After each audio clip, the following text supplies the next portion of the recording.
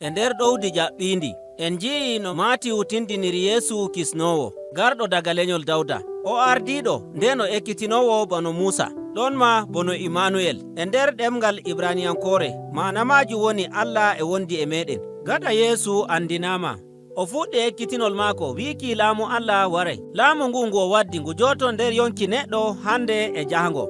En ji'i no yimɓe ɗuɗɓe jaɓiri ekkitinol Yeesu, amma woɓɓe nder maɓɓe ganyi, musamman ma ardiɓe diina e Farisanko'en. Ƴamol mangol ngol woni no ɗum laatorto hakkunde Yeesu e ardiɓe Yahudanko'en.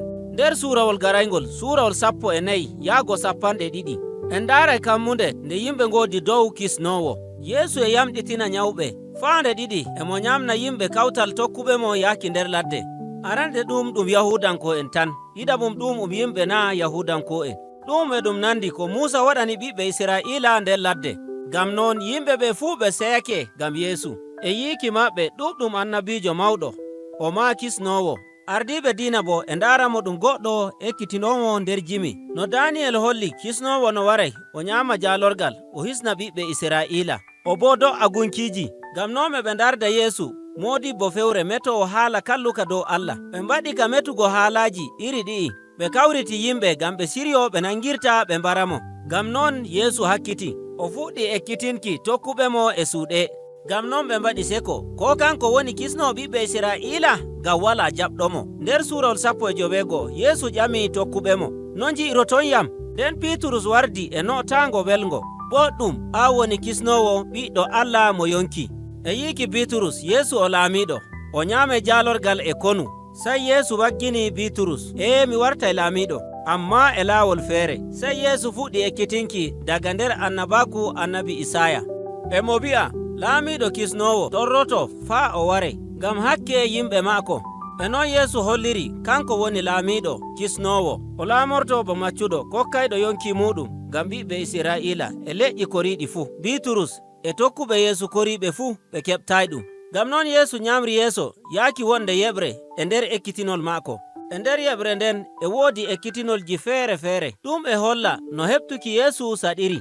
Laamiɗo mo laamu kisndam, o wayliti nyumol duniyaaru. E nder laamorde laamiɗo maccuɗo, ta jaggano goɗɗo a heɓay mangu. Ko hanuno mawnine, ɗon ma sey ta yafanake wanwanɓe maɗa a waɗana ɓe boɗɗum. A heɓay risku goonga ta hokkitira jawdi maɗa to ɓe ngalana. Ta tokki kisnowo maccuɗo, an e hoore maɗa a wartay maccuɗo. Yeɓre nde nateten ɗo yeeso en ji'e laamuji ɗiɗi, laamu Yeesu e ardiɓe Israa'ila. En ji'e no ngu haɓrata. Yeesu natti Urusalima ngam humto sakkinki dow mbabba. Yimɓe ɗuɗɓe ngari e ɓe kellanamo e ɓe mbi'a o woni kisnowo. Ɗon e ɗon Yeesu yotti to haykaliru woni. Ɗum bo waddi caɗɗum ngam waddoɓe sakketeɗum nder ko nde nyalde. Ɗum ko o waɗi e njayri ɗum woni. Ɗum ko Yeesu waɗi e ɗum tabbitina laamu maako e bawɗe maako dow haykaliru Allah. Ɗon to Allah Israa'ila woni. E yiiki Yeesu ardiɓe Israa'ila munafuki'en ɓe bonni haykaliru Allah. Ngam non e ɗo o wagginiɓe. E nane ma e woodi haɓre hakkunde maɓɓe e ɓe nji'a ɓe keɓi ko ɓe nangirtamo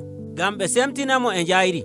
Ɓe puɗɗi yeddotirki e maako amma ɓe mbawaymo. E notol ngol o notiɓe o timminiri yeɓre nden. E fuɗɗode o holli Farisanko'en ɓe munafuki'en. Nden o fuɗɗi woyanki Urusalima ngam no ɓe nganyiri Allah e laamu maako. E timminki Yeesu hakkiti e tokkuɓe mo. O fuɗɗi wiikiɓe ko wangata ɗo yeeso. O wi'iɓe ardiɓe diina mbaraymo, amma e waɗuki non ɗum waddanayɓe semtende. Ko hanuno woni ɓe jaɓamo, hanko e laamu maako ngu jam. Amma ɓe suɓi ɓe kawta hoore e leydi Roma. Urusalima e haykaliru wondu nder Urusalima ɗum sankitayndu.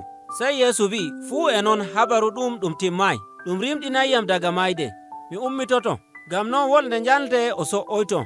O tigga laamu maako ngu o laamoto leƴƴi duniyaaru fuu. Ngam non dole tokkuɓe mo njooɗo e siryi. Ngam non dole tokkuɓe mo ngaɗa hakkilo maɓɓe dow andinki wartoyki laamu maako. Ɓe kokka habaru belɗum. Ɗum e nder noppi tokkuɓe Yeesu. Habaru ɗum wari timmode. E jemmare nden Yeesu hakkiti tokkuɓe mo 12 ngam ɓe nyama kirtari sakkinki. Jemmare nden ɗon e nde hokka habaru no ɓiɓɓe Israa'ila kisnira daga leydi massungaku. Jemmare nde ɗum waɗi mayde nyalde humto sakkinki. Yeesu hocci burodi e ndiyam inabojam ngam ɗam laato alama daga nder nyamdu ndu ɓe siryana. Mayde maako garaynde nde laatoto sakkinki ngam hisnuki yimɓe les laamu hakke e hallende. Ɗum nangi Yesu, ɗum yaharimo yeeso kawtal ardiɓe Yahudanko'en ngam ɓe kiitomo. Ɓe nganyimo ngam emo wi'a kanko woni kisnowo. Ɓe ngullorakemo e ɓe mbi'a emo wi'a haala kalluka dow Allah. Ɗum yahari Yesu yeeso gomnajo Roma bi'eteɗo Bilatus.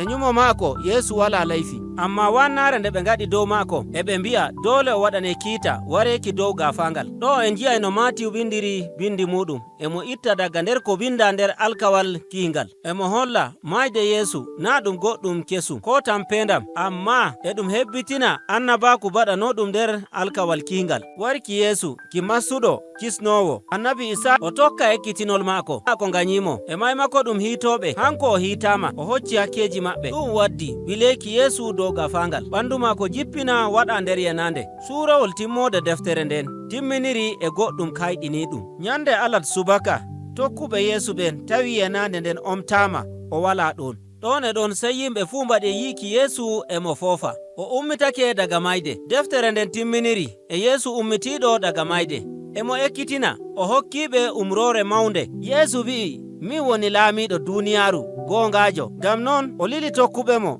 sankito nder duniyaaru e ngajina habaru belɗum. Ɓe mbi'a Yesu o jeymirawo. Jiɗɗo natta laamu maako fuu sey o waɗane baptisma. Ɗum so'ite hakkilo meɗen yaaki inde maanda maako Immanuel.